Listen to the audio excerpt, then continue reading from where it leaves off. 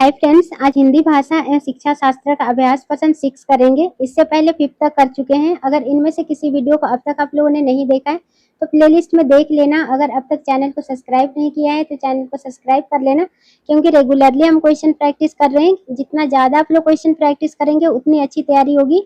तो चलिए शुरुआत करते हैं फर्स्ट क्वेश्चन से। पहला क्वेश्चन है, भाषा अर्जन में महत्वपूर्ण है। पहला, भाषा के विभिन्न रूपों का प्रयोग। दूसरा, भाषा का व्याकरण। तीसरा, पाठ्य पुस्तक। चौथा, भाषा का शिक्षण। इसका सही आंसर हो जाएगा पहला, भाषा के विभिन्न रूपों में प्रयोग। नेक्स्ट क्वेश्चन है, सीखना किसी स्थिति के प्रति खाली स्थान को दर्शाता है। पहला, अभिक्रिया। दूसरा, सक्रिय प्रतिक्रिया। तीसरा, प्रक्रिया। चौथा, उपरोक्त में से कोई नहीं। इसका सही आंसर हो जाएगा दूसरा, सक्रिय प्रतिक्रिया। नेक्स्ट क्वेश्चन, भाषा सीखने के क्रम में बालक के अंतर्गत सर्वप्रथम किस अभिव्यक्ति का विकास होता है। पहला, सांकेतिक। दूसरा, मौखिक। तीसरा, लिखित। चौथा, शिक्षण। इसका सही आंसर हो जाएगा दूसरा, मौखिक।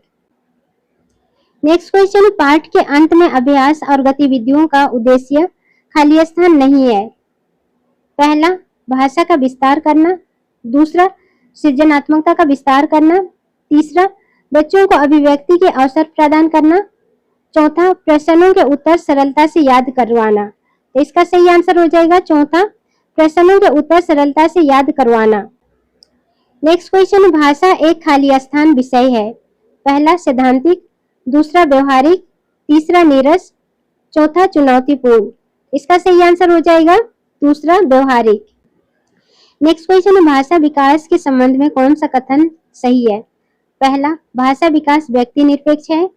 दूसरा, बड़ों का संपर्क भाषा विकास की गति को तीव्र कर देता है। तीसरा, भाषा विकास व्यक्ति सापेक्ष है। चौथा, प्रारंभिक भाषाई परिवेश के समृद्धता भाषाई विकास में सहायक होती है। इसका सही आंसर हो जाएगा दूसरा, बड़ों का संपर्क भाषा विकास की गति को तीव्र कर देता है। नेक्स्ट क्वेश्चन है, भाषा का प्रयोग। पहला, जीवन के विभिन्न संदर्भों में होता है। दूसरा, केवल परीक्षा में होता है। तीसरा, केवल पाठ्य पुस्तक में होता है। चौथा, केवल मुद्रित सामग्री में होता है। इसका सही आंसर हो जाएगा पहला, जीवन के विभिन्न संदर्भों में होता है। नेक्स्ट क्वेश्चन, मुहावरे और लोकोक्तियों का प्रयोग करना। पहला, व्याकरण का प्रमुख हिस्सा है। दूसरा, हिंदी भाषा शिक्षण का सबसे महत्वपूर्ण उद्देश्य है। तीसरा, भाषिक अभिव्यक्ति को प्रभावी बनाता है। चौथा, केवल गद्य पाठों के अभ्यास का हिस्सा है। इसका सही आंसर हो जाएगा तीसरा, भाषिक अभिव्यक्ति को प्रभावी बनाता है। नेक्स्ट क्वेश्चन है, भाषा के शिक्षिका होने के नाते व्याकरण पढ़ाते हुए आपका उद्देश्य होगा। पहला, बच्चों को व्याकरणिक नियमों से अवगत कराना। दूसरा, बच्चों को भाषिक संरचनाओं से अवगत कराना। तीसरा, बच्चों को वाक्य रचना के नियम बताना। चौथा, भाषा का शुद्ध प्रयोग करना सिखाना। तो इसका सही आंसर हो जाएगा चौथा, भाषा का शुद्ध प्रयोग करना सिखाना। नेक्स्ट क्वेश्चन, बहुसांस्कृतिक पृष्ठभूमि वाली कक्षा में भाषा शिक्षक को क्या करना चाहिए। पहला, मौखिक कौशलों पर बल देना चाहिए। दूसरा, अभिव्यक्तात्मक कौशलों पर ही बल देना चाहिए।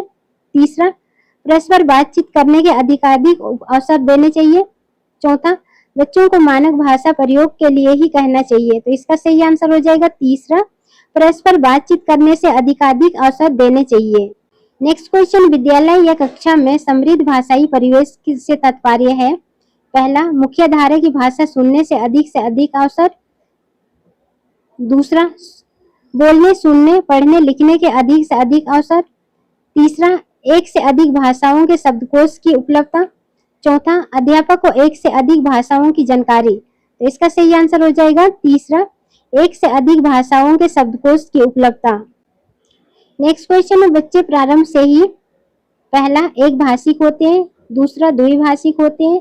तीसरा, बहुभाषिक होते हैं। चौथा, भाषा में कमजोर होते हैं। इसका सही आंसर हो जाएगा तीसरा, बहुभाषिक होते हैं। नेक्स्ट क्वेश्चन है, भारत में अंग्रेजी की भाषा के संदर्भ में क्या सही है। पहला, यह भारत के संविधान की 8वीं अनुसूची की भाषाओं में से एक है। दूसरा, यह भारत संघ की सह कार्यालयी भाषा है। तीसरा, यह भारत संघ की कार्यालयी भाषा है। चौथा, यह संविधान द्वारा मान्यता प्राप्त भाषाओं में से एक है। तो इसका सही आंसर हो जाएगा दूसरा, यह भारत संघ की सह कार्यालयी भाषा है। संघ की कार्यालय भाषा नहीं, सह कार्यालयी भाषा है। नेक्स्ट क्वेश्चन है, बच्चे बोलचाल की भाषा का अनुभव लेकर विद्यालय आते हैं। इसका निहितार्थ है कि पहला, बच्चों के भाषाई अनुभवों को कक्षा से बाहर रखा जाए। दूसरा, बच्चों के बोलचाल की भाषा ना सिखाई जाए। तीसरा, बच्चों की बोलचाल की भाषा को सुधारा जाए। चौथा, बच्चों के भाषाई अनुभवों का उचित प्रयोग करना किया जाए। तो इसका सही आंसर हो जाएगा चौथा, बच्चों की भाषाई अनुभव का उचित प्रयोग किया जाए। नेक्स्ट क्वेश्चन है, पढ़ना सीखने के लिए कौन सा उपकौशल अनिवार्य नहीं है? पहला, भावनात्मक संबंध। दूसरा, वर्णमाला याद करने का कौशल। तीसरा, अनुमान लगाने का कौशल। चौथा, भाषा की संरचना की समझ। तो इसका सही आंसर हो जाएगा पहला, भावनात्मक संबंध। नेक्स्ट क्वेश्चन है, 5वीं कक्षा की सुहानी पांचों कीले, आंखें दोनों आदि शब्द लिखती है। आप सुहानी के लेखन क्षमता के बारे में क्या कहेंगे? पहला, यह अनुनासिक चिन्ह का प्रयोग करना बिल्कुल नहीं जानती। दूसरा, यह अनुनासिक चिन्ह के प्रयोग के प्रति सहज है। तीसरा, यह अनुनासिक चिन्ह के प्रयोग के प्रति लापरवाह है। चौथा, यह अनुनासिक चिन्ह के नियम का अति सामान्यीकरण करती है। तो इसका सही आंसर हो जाएगा दूसरा, वह अनुनासिक चिन्ह के प्रयोग के प्रति सहज है। नेक्स्ट क्वेश्चन है, निम्नलिखित में से कौन सा पठन शिक्षण का उद्देश्य नहीं है? पहला, पाठ्य सामग्री मुख्य बिंदु को पाठक के ज्ञान से जोड़ना। दूसरा, शब्दों, वाक्यांशों, भाषाओं के नमूनों से अर्थ ग्रहण करना। तीसरा, पाठ्य सामग्री को पढ़ाते समय अर्थ ग्रहण करना। चौथा, पाठ्य सामग्री, शब्द, वाक्यांशों को डेकोर करना। इसका सही आंसर हो जाएगा पहला, पाठ्य सामग्री के मुख्य बिंदुओं को पाठक के ज्ञान से जोड़ना। नेक्स्ट क्वेश्चन है, हिंदी भाषा का मूल्यांकन करते समय आप सबसे ज्यादा किसे महत्व देंगे? पहला, व्याकरणिक नियम। दूसरा, सीखने की क्षमता का आकलन। तीसरा, काव्य सौंदर्य। चौथा, निबंध लिखने की योग्यता। तो इसका सही आंसर हो जाएगा दूसरा, सीखने की क्षमता का आकलन। नेक्स्ट क्वेश्चन, भाषा आकलन में कौन सा तत्व सर्वाधिक महत्वपूर्ण है? पहला, सुलेख। दूसरा, भाषिक संरचनाओं पर आधारित प्रश्न। तीसरा, विविध अर्थ वाले प्रश्न पूछना। चौथा, श्रुतलेख। इसका सही आंसर हो जाएगा दूसरा, भाषिक संरचनाओं पर आधारित प्रश्न।